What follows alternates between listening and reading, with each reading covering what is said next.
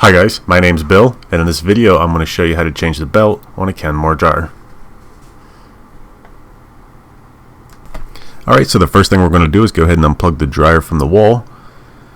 And now we're going to pull out the lint filter, so we can have access to the two screws underneath the lint filter cover. Then we go ahead and take those screws out. Now right here you want to be careful not to drop any of the screws down the lint filter chute, because they're a pain in the butt to get out of there. So now that we got those out, we can lift up the top.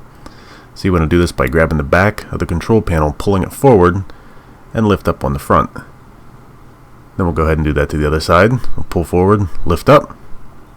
Now we can open the dryer and take a look down at the belt. Now this belt here is still intact, but on your dryer it's going to be broken. You might not even see the belt there, but I'm going to go ahead and take this one off to show you how it's done.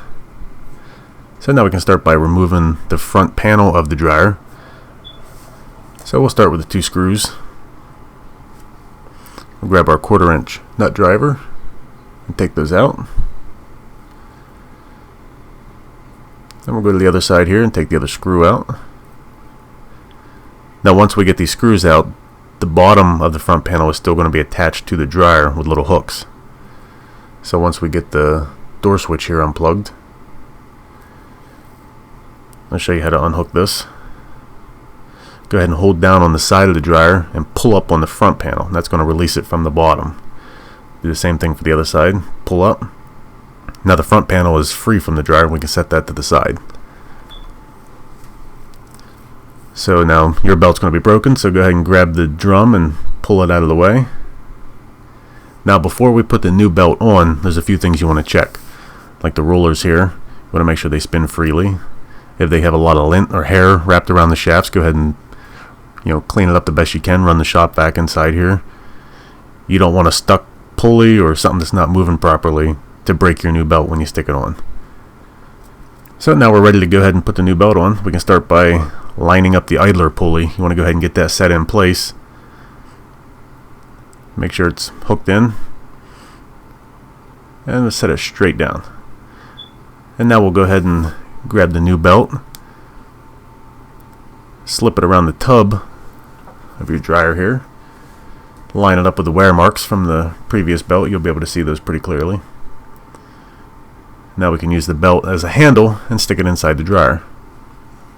Now once you get it all the way in, you're going to feel it kind of sit down and snap in on the rollers in the back there, and just drop the belt straight down. Hopefully it lands over top of the idler pulley like right here. Now we're going to go underneath the dryer and go ahead and, with your left hand, push a loop underneath of the idler pulley, as I'm doing here with one hand holding the camera. Now you want to reach in with your right hand and grab that loop and slip it over the motor pulley, just like this. Now once you get that hooked on there, you want to rotate the drum counterclockwise to kind of line the belt up on the drum so it doesn't pop off whenever you start the dryer for the first time after you replace the belt. So we'll go ahead and we're going to rotate this so we know the belt's not going to pop off, because you really don't want that to happen. It's a pain in the butt. And if you don't rotate it, it will pop off. Now we can go ahead and put the front panel back on. Now the first thing we're going to do is hook it at the bottom. So you want to get it lined up, get it close, and then lift up slowly. It's going to go in, and then you push down, and now it's hooked. You want to do the same thing with the other side. Lift up and get it hooked. Now we can get the screws put back in.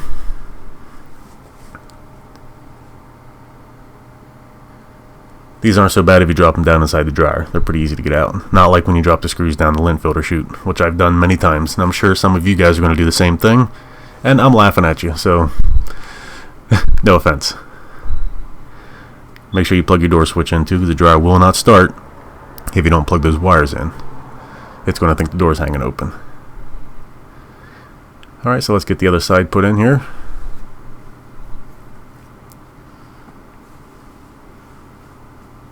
Now we'll get that tightened up. Now we're just going to close the lid up on the dryer here. And while I'm finishing this up, I want to tell you guys thanks for watching the video. I really appreciate everybody who has subscribed to my channel. It really means a lot, the comments. I read just about every single comment. I may not have time to respond to all my comments, but I do read probably 99% of them. So I thank you guys for the comments. Thanks for everybody who subscribes. And alright, so we're going to go ahead and put the screws back in. Now, I did drop one of these down there, and I did have to go through the process of pulling the back of the dryer off in this video. You guys did not see that, but I did have to do that. That's why I keep talking about it, because it's a royal pain.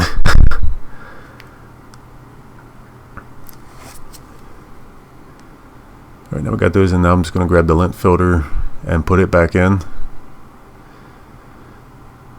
I was really taking my time here. I could have edited a lot of this out, but now we're going to go ahead and plug the dryer back in.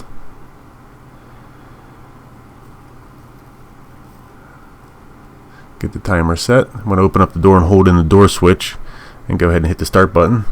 And it looks like everything's working fine. So it looks like we're pretty successful. Again, I want to thank you guys for watching. And thanks for subscribing. And good luck on your repair.